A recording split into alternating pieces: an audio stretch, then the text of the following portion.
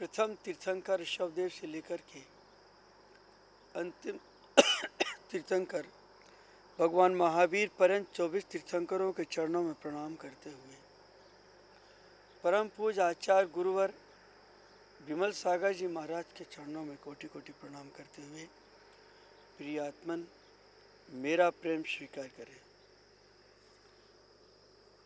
आज मैं आपको एक ऐसी अग्नि के पास ले चलता हूँ,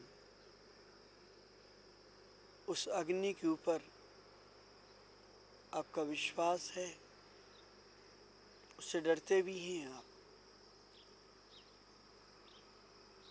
उससे बचने के बहुत उपाय भी करते हैं आप लोग। भौतिक अग्नि जो पदार्थ को जलाती है, भवनों को जलाती है,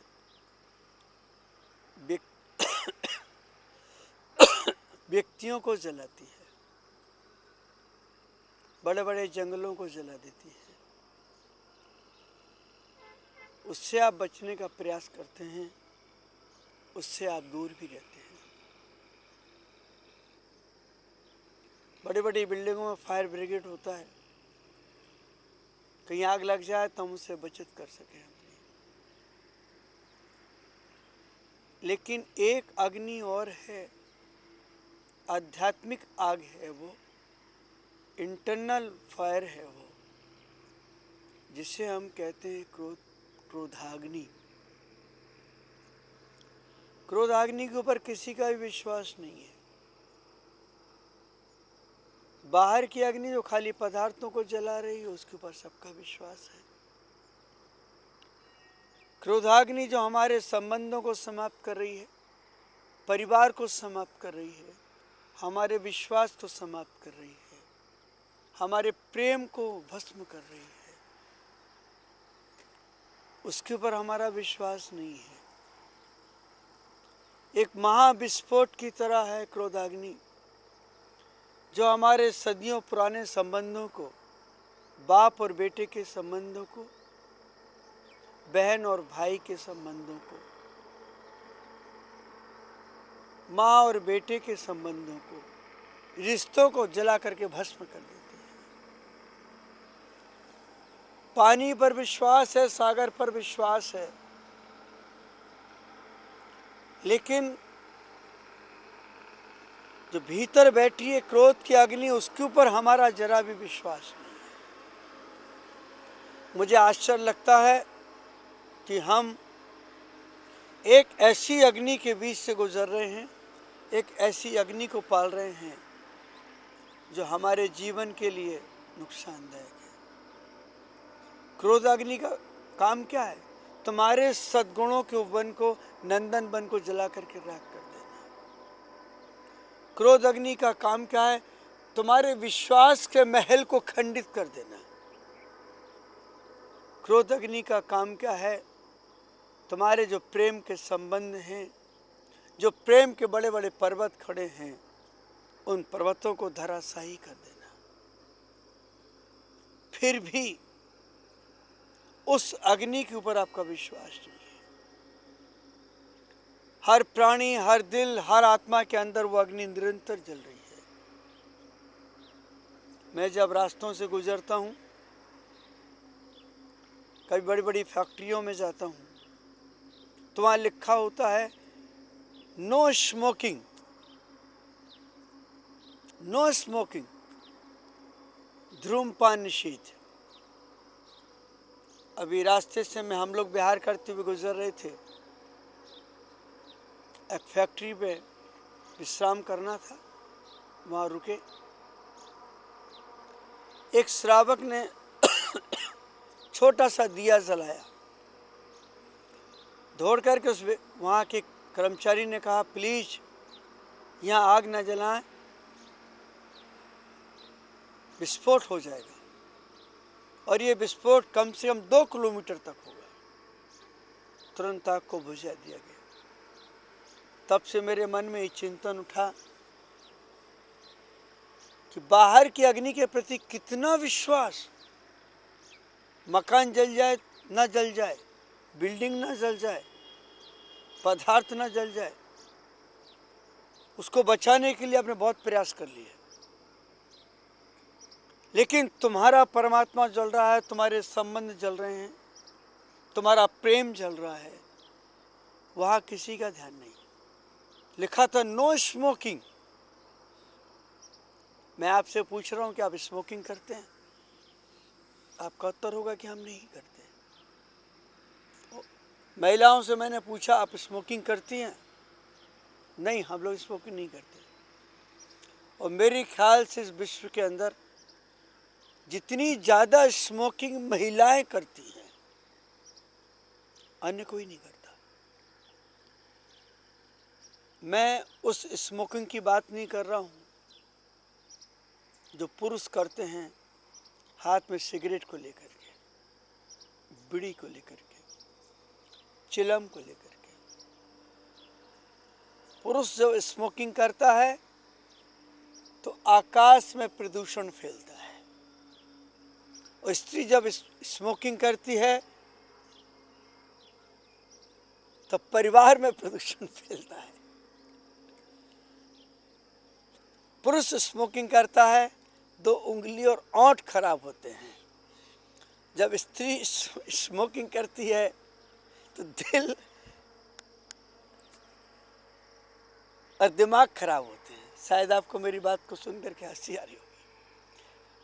महिलाएं भी सब हंस रही हैं।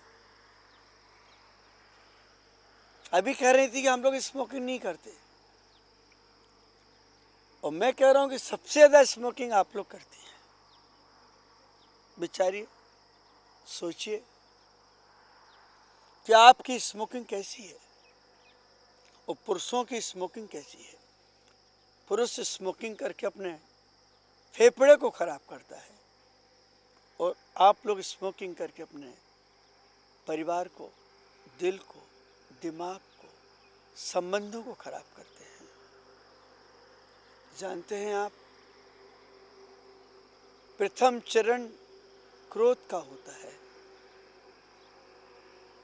और दूसरा चरण मध्यांतर या मध्यम कहें बैर का होता है, और तीसरा चरण हिंसा का होता है।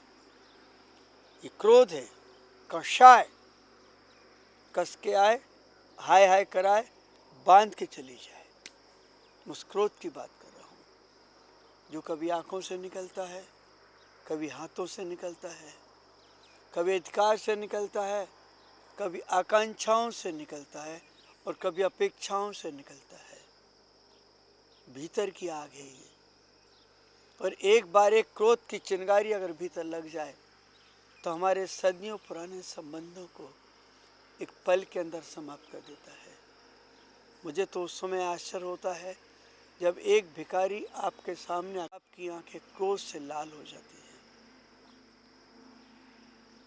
जब आपके अंदर क्रोध खड़ा होता है उस समय आपकी आंखें लाल नहीं होती, बुरा नहीं लगता। आप सोचते कि मैं ठीक कर रहा हूँ। संसार के जितने दर्शन हैं, चाहे वैदिक दर्शन हो, सांख्य दर्शन हो, बौद्ध दर्शन हो या जैन दर्शन हो, कहते कि नहीं, क्रोध एक ऐसी ज्वाला है जो भीतर के सद्गुणों को जला करके राख कर देती है। मैं आपसे निवेदन कर रहा हूँ, प्लीज नो स्मोकिंग। छोटी छोटी बात पर जब आप क्रोध करते हैं तो स्मोकिंग शुरू हो जाती है आपकी।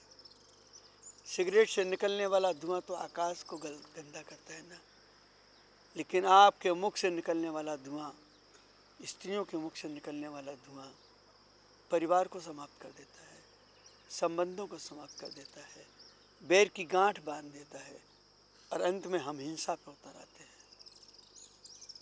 कितनी छोटी छोटी बातों पर आप स्मोकिंग करते हैं।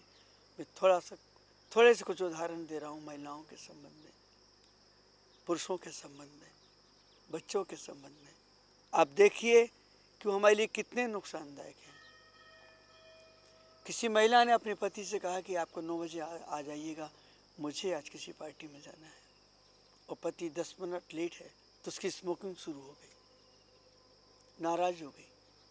मूड खराब हो गया, बच्चों को पीटना प्रारंभ कर दिया, नौकरों को डांटना प्रारंभ कर दिया। ये स्मोकिंग है। ये ऐसा धुआं है जो दिखता नहीं है, ऐसी सिगरेट है जो हाथों में नहीं ली जाती, ऐसी सिगरेट है जो मन दिल के अंदर जलती है। दूध वाला समय पे नहीं आया, स्मोकिंग शुरू हो गई, चिल्लाना प्रारंभ हो गया। दिमाग किसका खराब हुआ? दिल किसका खराब हुआ? आपका और सामने वाले का। कितनी सूक्ष्म स्मोकिंग है। एक सासू जब स्मोकिंग करती है, बहू पे भड़कती है, घर में आग लग जाती है, दीवारें खड़ी हो जाती हैं, बंटवारे की नौबत आ जाती है, बहू तलाक लेने को तैयार हो जाती है। एक पति जब स्मोकिंग शुरू करता है, अदबा तदबा कहता है, अनैतिक शब्दों का उच्चारण करता है, स्मोकिंग है ये। अब आग लग रही है, और ऐसी आग है जो कई भवों तक चलेगी, आपकी कई जन्मों तक चलेगी आग।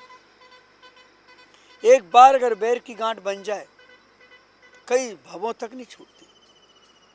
राम और रावण के बीच में कई भवों की आग थी।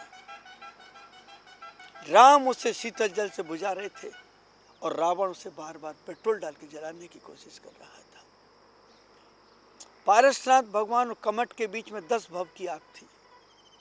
पारसनाथ ने विनय के माध्यम से, विनय के जल के माध्यम से बुझाने की कोशिश की, और कमट ने मान की कारण से उसे जलाने की कोशिश की, भड़काने की कोशिश की।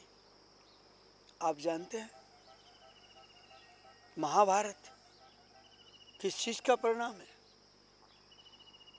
सोचिए ना।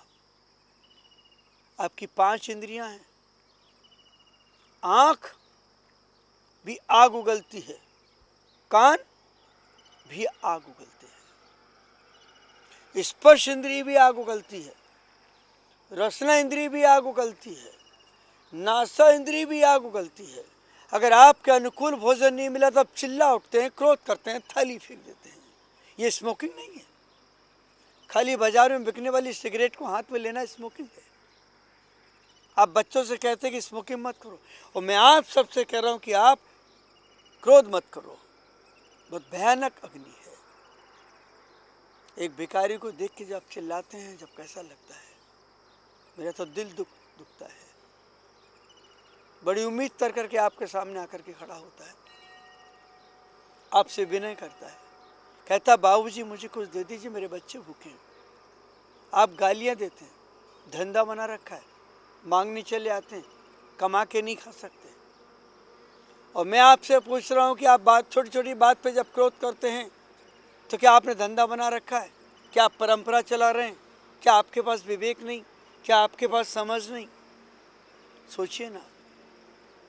कभी आपने विचार करके देखा, एक भिखारी जब आपके दरवाजे पर आकर के खड़ा होता है, हाथ जोड़ता है, बाबूजी साहब कह के बुलाता है, तो उसने आपके ऊपर विश्वास किया होगा, आपको धर्मात्मा समझा होगा, आपको सज्जन समझा होगा, आपको अच्छा समझा होगा, तभी तो आपके सामने आकर के खड़ा हुआ। उसने विनय बंद होकर कहा कि बाबूजी मुझे कुछ थोड़ा सा कुछ दे दीजिएगा, आपके बाल बच्चे सुखी रहेंगे। क्या आपने दिया? हाँ, गालियाँ दी, अपशब्द दिए, अपमान दिया, लेकिन उसे प्यार नहीं दिया। मैं आपसे निवेदन कर रहा हूँ कि जिनके घर में धन है लेकिन सेवा और दान का भाव नहीं, वो संसार के सबसे बड़े गरीब हैं। जिनके घर में धन है, दान का भाव नहीं, उन्हें धन कमाने का रोग लगा है, वो रोगी हैं। उनके पैसे अस्पतालों में काम आएंगे, अच्छी चीज में काम नहीं आएंगे, गरीबों के काम नहीं आएंगे। जो लोग सब कुछ होने के बावजूद भी 2 पैसे का दान करने को तैयार नहीं होते, सेवा को तैयार नहीं होते, उन लोगों के प्रति मेरा कहना है, वो वज्र के हैं, हीरे मोती की अंगूठियां पहनते पहनते, कठोर आभूषण पहनते पहनते उनका दिल दिमाग भी कठोर हो गया, और बिल्डिंगों में रहते रहते वो भी पत्थर के हो गए। आज आपको जो मिला है वो आपके अतीत के परोपकार से, अतीत के दान से मिला है। आप सोचिए ना एक बार, मैंने ये जो पुष्पगिरी तीर्थ का सृजन किया है, आगे कर रहा हूँ, वो सिर्फ उन आत्माओं के लिए है जिनके परिवार ने ठुकरा दिया है, जिनकी प्रतिभाओं को विकसित नहीं होने दिया गया है, उन लोगों के लिए मैंने पुष्पगिरी का सृजन नहीं किया जिन्हें संसार ने ठुकरा दिया है। मैंने उन लोगों के लिए पुष्पगिरी का सृजन किया है जिनके सपने कभी पूरे नहीं हो पाए, और कभी सपने पूरे करने की बात उठी तो बेचारे मन मान के रह गए, दुखी हो गए। जिनके घर में अभाव है, पहनने को कपड़े नहीं, पढ़ने के लिए शिक्षा के साधन नहीं, चलने फिरने के लिए वाहन नहीं, दो रोटी खाने के लिए कुछ भी नहीं। जरा उनके अंदर उतरिए आप, उनके बारे में सोचिए आप। जब आप किसी पार्टी में खड़े हैं और आपके सामने भोजन रखा है कई प्रकार का, और एक भिखारी उस समय आपसे मांगता, जब कितनी गालियां देते हैं आप। कैसे लोग हैं यहाँ के, क्या ध्यान नहीं रखते? किसने घुसने दिया इसको? तुम्हारा क्या जा रहा था? एक प्लेट धीरे से उसके पास तक खिसका देते, उसका पेट भर जाता। मैं दीमापुर में था, एक ही बिल्डिंग में 3 शादियां हो रही थी। देख करके आश्चर्य लगा, एक ही जाति की 3 शादियां। उनमें कंपटीशन था कि किसकी पार्टी में कितना सामान बनेगा, 50 आइटम, 100 आइटम, 150 आइटम। और वहां एक भिखारी मांगने के लिए खड़ा हुआ तो धक्के देकर के मार के भगा दिया गया। वहां जो उनकी प्लेटें पड़ी थी, जूठा पड़ा था, नाली में से एक एक दाने उठा करके अपना पेट भर रहा था। उसमें मेरी आत्मा से सक उठी। ये शिक्षित लोग, एजुकेटेड लोग, ये डॉक्टर्स, इंजीनियर्स, ये डिग्री लेने वाले लोग कितने कठोर। तब मुझे ऐसा लगा, वर्तमान की उच्च शिक्षा ने, एजुकेशन ने इडियट बना दिया, और मेडिकल ने मैड बना दिया, आदमी को पागल कर दिया है। इसलिए मैंने सोचा कि मैं शिक्षा पर काम करूं और स्वास्थ्य पर काम करूं। इस देश को उन दोनों की आवश्यकता है। आज हमारी शिक्षा के अंदर कैरियर की बात है, प्रोफेशनल की बात है, अर्थ की बात है, आजीविका की बात है, लेकिन इस शिक्षा के अंदर आज संस्कार की बात नहीं है। संस्कार विहीन शिक्षा है, कैरेक्टरलेस। कैरियर है, कैरेक्टर नहीं है। बुद्धि का व्यायाम है, लेकिन आत्मा के जज्बातों की बातें नहीं है उस शिक्षा के अंदर। देखता हूं इन विद्यार्थियों को, जब मैं तड़प उठता हूं। वो भिखारी एक एक दाने बीन करके खाता रहा, और एक व्यक्ति ने बुला करके उसे धक्के दे करके भी वहां से हटा दिया। हाथी भी जब भोजन करता है तो दूसरे जानवरों के लिए अपने भोजन में से कुछ तिनके घास के बाहर फेंक देता है। कौवा भी जब दाना चुगने के लिए जाता, कांव कांव करके 4 को बुलाता है। लेकिन ये एजुकेटेड, ये बड़े बड़े लोग, श्रीमंत, धनवंत, ये धनवंत लोग आज जो अरबों खरबों रुपए का अपव्यय कर रहे हैं। एक गाड़ी की जरूरत है और 10-10 गाड़ियां सामने खड़ी हैं। एक कोठी की जरूरत है और 4-4 कोठियों के मालिक बने हैं। आज रहने के लिए जगह नहीं है, लेकिन इनके पास 4-4 फ्लैट बुक हैं। मुझे उस समय आश्चर्य लगता है कि एक धनपति जो पहले 10-25 रसगुल्ले खा लेता था, 4 रसगुल्ले खाने के लायक नहीं है। क्यों? शुगर की बीमारी हो गई, तो दूसरे का बचा कर रखा ना उसने। सबके घरों का मीठा उसने खा लिया, सबका धन निकाल लिया। शुगर की बीमारी तो आना थी। आप विचार करके देखिए, जितनी राजकीय बीमारियां हैं, बड़ी बड़ी बीमारियां कहाँ पर हैं वो। हार्ट अटैक की बीमारी गरीबों को नहीं पड़ती, कैंसर की बीमारियां गरीबों को नहीं होती, ब्लड प्रेशर की बीमारी दुखियों को नहीं होती, भिखारियों को नहीं होती। मालिक हैं उसके, दूसरों को सता करके इकट्ठा किया है। तो कर्म तो सताएगा ना उनको। आज क्लबों में जाकर के, बड़े बड़े होटलों में जाकर के लाखों रुपए की पार्टियां देकर के चले आते हैं और एक भिखारी बैठा रहता है। मैं आपसे निवेदन कर रहा हूं, मैंने ये जो पुष्पगिरी का प्रोजेक्ट लिया है, सपना संजोया है, एक बार आप आइए ना। आदिवासी बच्चे आज इंग्लिश बोल रहे हैं, 1100 बच्चे हैं स्कूल में। सारे बच्चे जब इंग्लिश बोलते हैं, इतना मन गदगद होता है कि मैंने भारतीय संस्कृति के लिए, नई पोत के लिए, उन प्रतिभाओं के लिए थोड़ा कुछ कर लिया है। विनय करते हैं, आदर करते हैं, ध्यान लगा करके पढ़ते हैं। 1100 विद्यार्थी हैं स्कूल में। मैं स्वयं जाता हूं उनके बीच में, रोज मिलता हूं उनसे, बहुत विनयवंत है। मैं शिक्षा में वो चीज़ डालना चाहता हूं जो सरकार नहीं डाल सकी। मैं शिक्षा में वो चीज़ें देना चाहता हूं जो ज्ञानविद नहीं दे पाए, बड़े बड़े विद्वान नहीं दे पाए, डीलिट पीएचडी करने वाले नहीं दे पाए। और मुझे तो उस समय बहुत दुख होता है जब शिक्षा में, इसी राजनीति में यौन शिक्षा को शामिल कर दिया। मैंने एक मंत्री से पूछा कि आपने यौन शिक्षा क्यों शामिल किया?